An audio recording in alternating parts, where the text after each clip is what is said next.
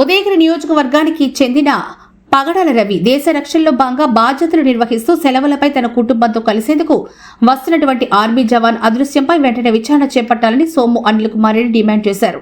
నెల్లూరు నగరంలోని స్థానిక ప్రెస్ క్లబ్లో మీడియా సమావేశం నిర్వహించారు. ఈ సందర్భంగా ఆయన మాట్లాడుతూ దేశాన్ని రక్షించే ఆర్మీ జవాన్కే మన దేశంలో రక్షణ లేకుంటే సాధారణ ప్రజల పరిస్థితి ఏంటని ఆందోళన చెందారు. కాంగ్రెస్ పార్టీ తరపున ఆ కుటుంబానికి అండగా ఉంటామని హామీ ఇచ్చారు.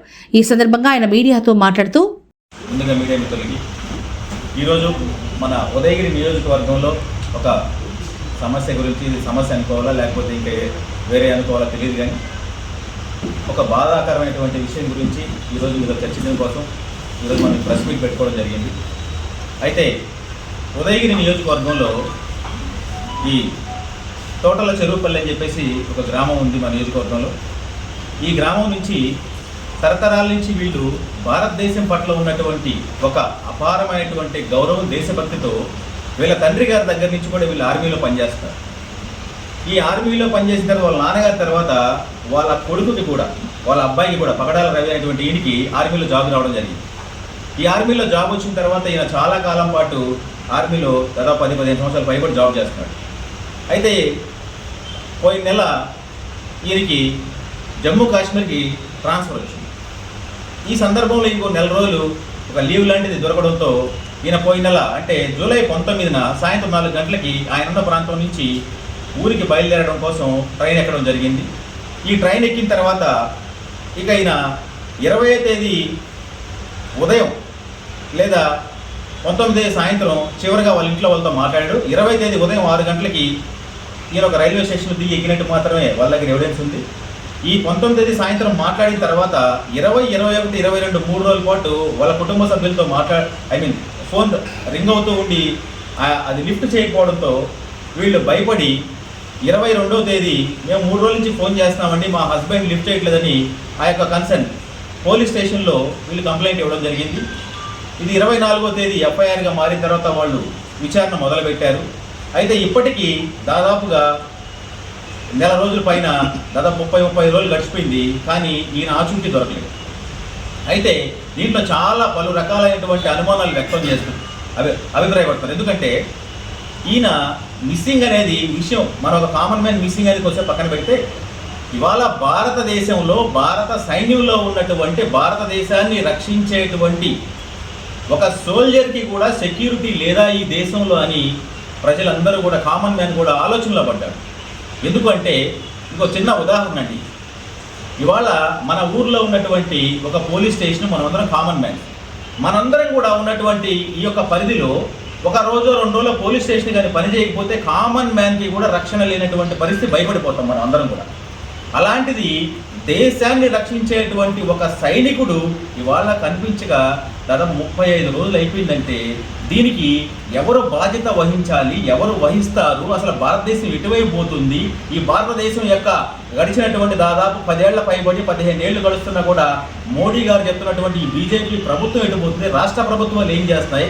ఒక సైనికుడికి రక్షణ లేకపోతే, ఒక సైనికుడికి రక్షణ లేకపోతే, ఈవెన్ ఒక గంట సేపు మన బోర్డర్లో కానీ ఇండియన్ సోల్జర్స్ అనే వ్యక్తులు కానీ లేకపోతే అసలు దేశంలో మనిషి అనేవాడు ఉంటాడా, ఉండగలడా? మీరు చెప్పండి మిత్రులారా. ఇది ఒక మనిషిగా, ఒక పార్టీ తరపున ఇంకో తరపున మేము మాట్లాడతలేము.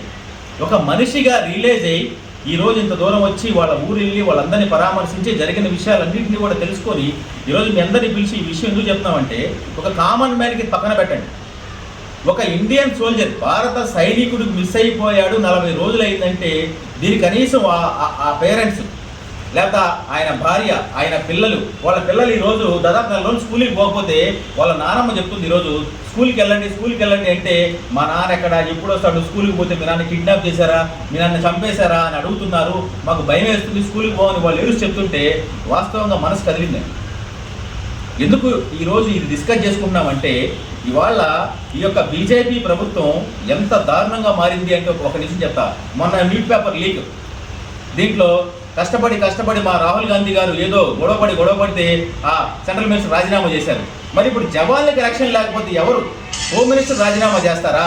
సెంట్రల్ హోమ్ మినిస్టర్ రాజీనామా చేస్తారా? లేకపోతే రక్షణ శాఖ మంత్రి రాజీనామా చేస్తారా? నాకు అర్థం కావట్లేదు. ఈ రాష్ట్ర ప్రభుత్వంలో ఉన్నటువంటి దీన్ని మేము డీజీపీ గారి దగ్గరికి కూడా తీసుకెళ్తాం, అలాగే గవర్నర్ గారి దగ్గరికి కూడా తీసుకెళ్తాం.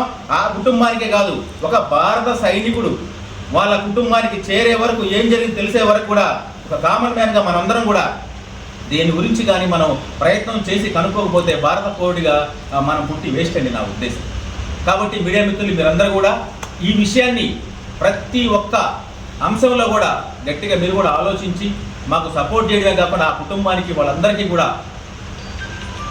మేలు జరిగేలాగా, అలాగే ఆయన ఎక్కడున్నాడో దొరికే వరకు మీరందరూ కూడా సపోర్ట్ చేయాలని నేను కోరుకుంటూ, అలాగే మా కాంగ్రెస్ పార్టీ నుంచి రాబోయేటువంటి 2-3 రోజుల్లో కూడా రాష్ట్ర వ్యాప్తంగా మేమందరం కూడా దీని మీద గట్టిగా ప్రయత్నం చేసి కాంగ్రెస్ ప్రభుత్వం నుంచి కాంగ్రెస్ పార్టీ నుంచి మేమందరం దీని మీద గట్టిగా అవసరమైతే ధర్నా చేసే ఉద్యమం చేసి ఏమైనా సరే ప్రభుత్వాన్ని కదిలించి ఆ కుటుంబానికి న్యాయం జరగాలి. ఒక అంశం అయితే భారత సైనికుడు ఎక్కడున్నాడో తెలుసుకోవాల్సినటువంటి బేసిక్ ఒక భారత పౌరుడిగా మనందరికీ ఉందని భావించి ఈ దేశ పౌరుడిగా కాంగ్రెస్ పార్టీ వ్యక్తిగా నేను దీన్ని ఎట్టి పరిస్థితుల్లో కూడా మేమందరం కూడా ఖండిస్తున్నాం. ఎట్టి పరిస్థితుల్లో ఆ యొక్క భారత సైనికుడు ఎక్కడున్నాడో ఆచూకీ మేమందరూ కూడా తెలియాల్సిన అవసరం అని చెప్పి తెలియజేసుకుంటున్నాను.